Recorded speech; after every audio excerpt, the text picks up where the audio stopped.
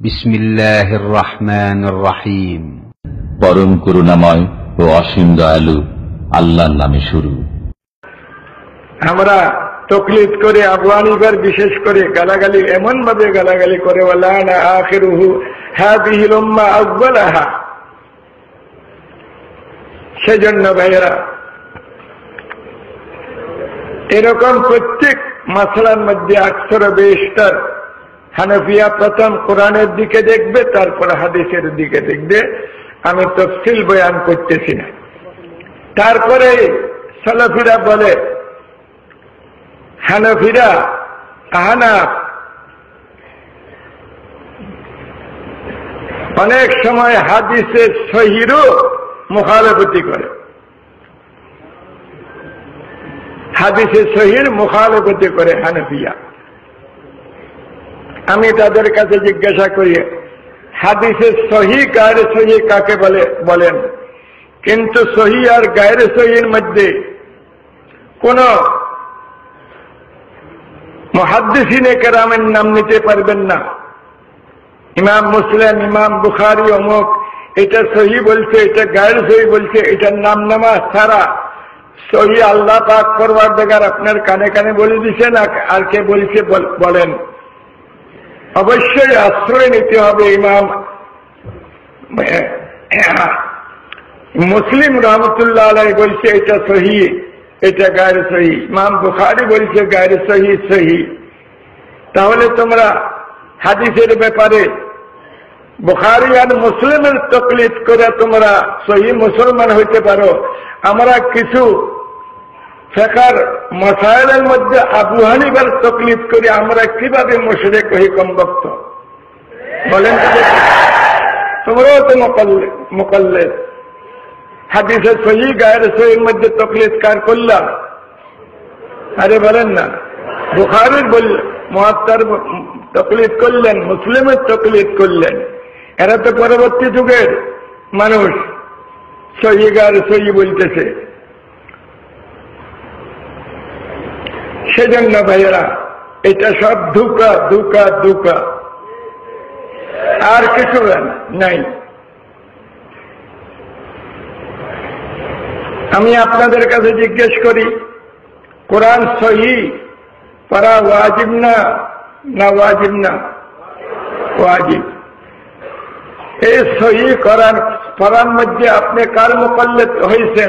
ভাই জিজ্ঞেস করছেন, বাইরের কেউ প্রশ্ন করেছে ইন্টারনেটে হয়তো বাইরে, বলছে যে আপনারা বলে ইমাম আবু হানিফার মাযহাব মানলে তাকলিদ হয়ে যায়, যেটা আপত্তি করেন। তো ইমাম বুখারী মুসলিম এরা জাল জয়ীব বললে ওটা কি করে মান, ওটা তাকলিদ হয় না?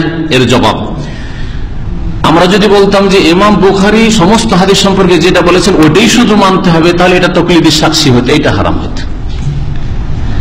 হ্যাঁ, আমরা যদি বলতাম যে কোন আলেমের কথাই মানা যাবে না, তাহলে এটা ভুল কথা হইতো। একজন আলেমের তাকলিদ আর শুধু ইমাম আবু হানিফা তাকলিদ করবেন, শুধু হানাফি গিয়ারে থাকবেন, শুধু শাফি, এটা জায়েজ নাই। কারণ এতে হক সত্য কখনো পাবেন না, ফুল সত্য পাবেন না। ওই রকমই জয়ীর জালের ক্ষেত্রে যদি কেউ বলতো এই কথা, কোন আলেম বলেন না, মুহাদ্দিস বলেন না, আর মুহাদ্দিস হাদিসের ছাত্ররা বলেন না, আমরা বলি না, আমরা হাদিসের ছাত্র, আমরা বলি না যে ইমাম বুখারী হাদিস সম্পর্কে যা বলেছেন মন্তব্য সেটাই 100% ঠিক। এটা যদি বলতাম তাহলে এটা তাকলিদ হতো। আমরা বলি যে একটা হাদিস সহিহ জয়ীফের জন্য ইমাম বুখারীর মত খুঁজেন, ইমাম মুসলিমের মত খুঁজেন, আব্দুর রহমান ইবনে আবি হাতিমের মত খুঁজেন, আলী ইবনে মাদিনী কি বলেছেন, বহু উলামা যারা আছে জারহে তাদিলের, আসমায়ে রিজালের, তাদের মতগুলি কালেকশন করে তখন সিদ্ধান্ত নিতে হবে আপনাকে। ওই রকমই ফিকহি মাযহাবের আবু হানিফা, শাফি, মালিক, আহমদের মতগুলি কালেকশন করে আপনাকে কোরআন এবং হাদিসের আলোকে সিদ্ধান্ত নিতে হবে যে আসল সহিহ মাসলাটা কি। বুঝতে পেরেছেন? একই রকম না দুটো বিষয়? বুঝতে পেরেছেন উত্তরটা? ওরা সহিহ জয়ীফের হুকুম আমাদের যে ওইটাকে তাকলিদ মনে করেছে, এটা তাকলিদের সাক্ষী না। আমরা তাকলিদের সাক্ষীকে হারাম বলছি, কিন্তু সাধারণ মানুষ সরাসরি কোরআন হাদিস থেকে ফতোয়া নেবে এটা অসম্ভব। তারা আলেমদের কাছ থেকে জিজ্ঞেস করে নেবে, কিন্তু একজন আলেমের কাছে শরণাপন্ন হবে না। আর একজন আলেমের কথাই হক সীমিত আছে কথা মনে করবে না। যেমন কেউ যদি মনে করে যে শেখ মতিউর রহমান যেটাই বলছে 100% ঠিক, তাহলে এটা হারাম। হ্যাঁ, আন্দোলনের আলেম ওলামারা যে সব ফতোয়া দিচ্ছেন সবটাই ঠিক, তাহলে হারাম এই ফতোয়া। কথা বুঝতে পেরেছেন?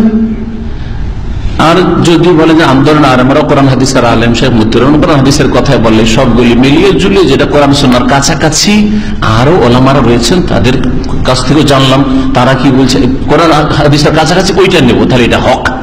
ওই রকমই শুধু আবু হানিফার মাযহাব নেবো, এটা জায়েজ নয়, তাকলিদে শাখসি হারাম। শুধু শাফির মাযহাব নেবো, হারাম, এটা তাকলিদে শাখসি। কিন্তু যদি ইমাম আবু হানিফা, শাফি, মালিক, আহমদ চারটা মত রয়েছে বা তিনটা মত একটা মাসলাই রয়েছে, হ্যাঁ, যেমন সূরা ফাতিহা আমাদের পিছনে পড়তে হবে কি হবে না, একদল বলছে না কাউকে পড়তে হবে না, আরেকদল বলছে না সবাইকে পড়তে হবে, আরেকদল বলছে যে শুনলে পড়তে হবে না, না শুনলে পড়তে হবে। তিনটা হইল কিনা? এখন তিনটার মধ্যে যদি বলেন না, একজন বলছে আমি আবু হানিফার নেবো, জায়েজ নয় আপনার জন্য কথা বলা। আরেকজন বলে আমি শাফিটা নেবো, জায়েজ নয়। আমি হচ্ছে মালিকি, সুতরাং মালিকাটা নেবো, তাহলে এটা হারাম, তাকলিদে শাখসি হারাম। শুধু তাকলিদ হারাম নয়, কি বললাম? তাকলিদে শাখসি, ব্যক্তি পূজা হারাম, একজন ব্যক্তির অন্ধ অনুসরণ হারাম। শেখ মতিউর রহমানের সবগুলি ফতোয়া নেবো, এটা হারাম, তাকলিদে শাখসি। কথা বুঝতে পেরেছেন?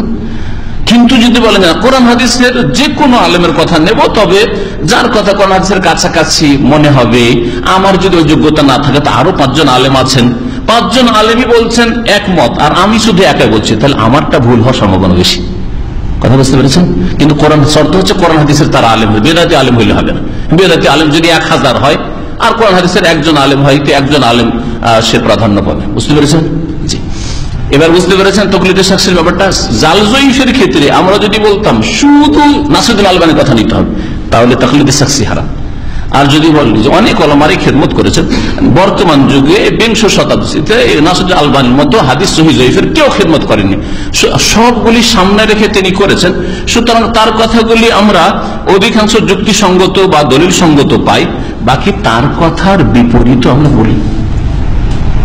বরং কোরআন হাদিসের আলেমরা তারা বলেন, জি বলেন, যেমন তিনি বলছেন যে চেহারা ঢাকা মুস্তাহাব মহিলাদের, আর কোরআন হাদিসের বড় বড় ওলামার আজকে সৌদি আরবের সমস্ত ওলামা বলছেন চেহারা ঢাকা ওয়াজিব। তাহলে কোথায় তাকলিদ করলেন? ঠিক না? তিনি বেশ কিছু হাদিস, হাজার হাজার হাদিস সহিহ জয়ীফের হুকুম লাগাইতে গিয়ে বেশ কিছু হাদিস রয়েছে যেগুলি আগে বলেছিলেন জয়ীফ, পরে তিনি রুজু করেছেন, বলছেন সহিহ। আগে বলেছিলেন সহিহ, পরে বলছেন জয়ীফ। তারাজুআতুল আলবানী বলে একটি কিতাবই রয়েছে, আলবানীর প্রত্যাবর্তন, ফিরে আসা বেশ কিছু, হ্যাঁ, শত শত হাদিস, সেগুলি এই 200টি নয়। বুঝতে পেরেছেন না? তারপরেও যদি আমাদের স্পষ্ট হয় যে তিনি ফিরে এসছেন, এটাই ভুল, আগেরটাই ঠিক ছিল, তাহলে অন্ধ তাকলিদ করা যাবে না। কথা বুঝতে পেরেছেন? তাহলে যারা বলছে তারা আসলে বুঝে না, যারা বলছে তারা বোঝে না। আজকে আরেকজন ভাই টেলিফোনে প্রশ্ন করেছিল যে কখন আমি বলেছি যে এই মুরসাল হাদিস দলিল, আবার আরেক জায়গায় বলেছি মুরসাল হাদিস দলিল নাই। আরে বেকুবরা, বুঝতে হবে সমস্যা। মুরসাল হাদিস শুধু শুধু মুরসাল যদি থাকে তো দলিল নাই, জয়ীফ হাদিস। কিন্তু মুরসাল হাদিসের যদি সমর্থন পাওয়া যায় তো ইমাম আবু হানিফা রাহমাতুল্লাহ আলাইহির কাছেও দলিল, অন্যদের কাছেও দলিল। বুঝা গেছে? সুতরাং এই ভুল ব্যাখ্যা করে বিভ্রান্তি ছড়ানো ইন্টারনেটে, এক জায়গায় বলেছে মুরসাল জয়ীফ, আর উনি আবার আরেক জায়গায় দলিলে পেশ করছেন, এইসব মিথ্যার ছড়াছড়ি, যেখানে সমর্থন সাপোর্ট আছে। আমি এর উদাহরণ অনেকবারই দিয়েছি সহিহ জয়ীফ বুঝাইতে গিয়ে, যে একজন লোক এসে আমাদেরকে খবর দিল, যাকে তেমন চিনি না, হালকা হালকা চিনি, যে ভাই এখানে একটা দুর্ঘটনা ঘটেছে, অ্যাক্সিডেন্ট হয়েছে। লোকটা ওই রকম কথা বেশি বলে বিশ্বাস করলাম না, আদা একটু বিশ্বাস। আর একজন লোক আসলো,